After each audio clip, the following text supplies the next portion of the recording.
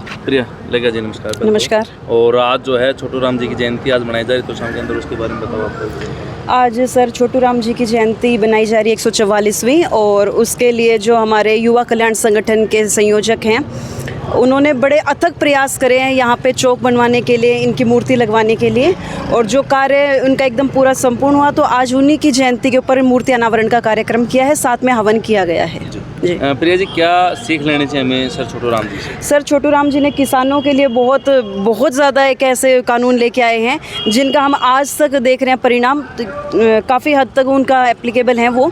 और हम कोशिश ये कर रहे हैं कि किसान जो आज के दिन परेशान हो रहा है, तो वैसे ही जैसे छोटू राम जी की छवि और लोगों में थी, नेताओं में थी, वैसे ही छवि हम नेताओं में, वकीलों में देखने का प्रयास कर रहे हैं कि किसानों को आगे भविष्य में परेशान ना होना पड़े, और जैसे उन्होंने मदद की किसानों के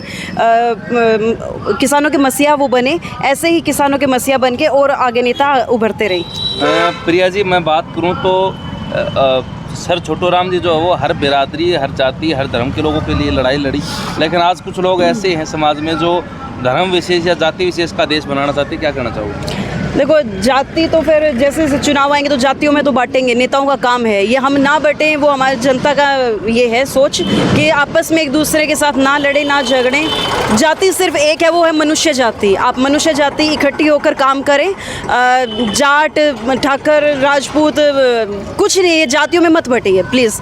ब्राह्मण, बनिया, ये कोई जाति नहीं है, जाति सिर्फ एक है, वो है मनुष्यता की जाति, और मनुष्यता के हिसाब से आप बिहेव करिए सबके साथ। प्रिया जी, जैसे आज ये चौक बनाया है, कहते हैं कि चौक बनाने से उनकी विचारधारा आगे नहीं बढ़ सकती, आपके हिसाब से चौक किस प्रकार मार्गदर्शन करेंगे अगर इन्होंने चौक बनाया? देखिए, चौक बनाएंगे तो जो नए बच्चे हैं, जो युवा हैं, जो उनकी छवि को भूल गए हैं, उनके कामों को भूल गए हैं, तो उनको याद दिलाने के लिए चौक है। आज सभी एकत्रित हुए हैं, सभी ने उनकी नीतियों को देखा है, सुना है, उनके आदर्शों को सुना है, तो कुछ लोग भी अगर यहाँ से उनके अपने जीवन में उनको इम्प्लीमेंट कर लेंगे तो मेरे ख्याल से काफ़ी हद तक हम सफल मानेंगे इस कार्यक्रम को। युवा कल्याण संगठन की महिला प्रदेश अध्यक्ष, आप काफ़ी समय से जुड़ी हुई हैं जी। अनेकों कार्यों में, महिला संगठन में आप आगे रहती हैं, आगे क्या लगता है कि संगठन के को लेकर के आप कहाँ तक जाना चाहते हैं? देखिए, संगठन का काम है प्रत्येक व्यक्ति के साथ खड़े होना, जो अन्याय के खिलाफ खड़ा है, जो न्याय की मांग कर रहा है, उसके लिए युवा कल्याण संगठन के बहुत प्रयास रहे हैं। जब आप देखोगे कोविड में भी सबसे ज़्यादा मास्क हमारी तरफ से बांटे गए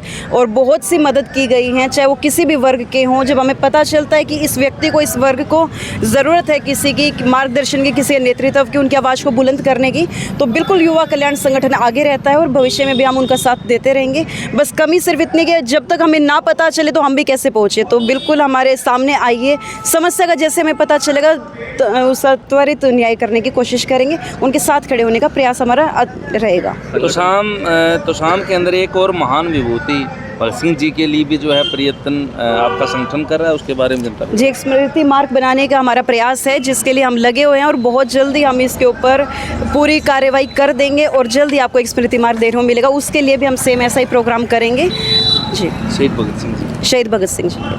युवा कल्याण संगठन के संरक्षक कमल प्रधान जी के बारे में क्या कहना चाहेंगे? देखिए, उन जितना काम तो किसी ने नहीं किया। सामाजिक संगठन में सबसे ज़्यादा आगे नाम जो है वो कमल प्रधान जी का है। वो सामाजिक आदमी हैं, राजनीतिक नहीं है। राजनीति करते होंगे लेकिन समाज के लिए वो हमेशा आगे रहते हैं। वो कभी नहीं देखते कि वो कौन सी राजनीति से हैं, कौन से वर्ग से हैं, वो हर आदमी के साथ खड़े रहते हैं। धन्यवाद।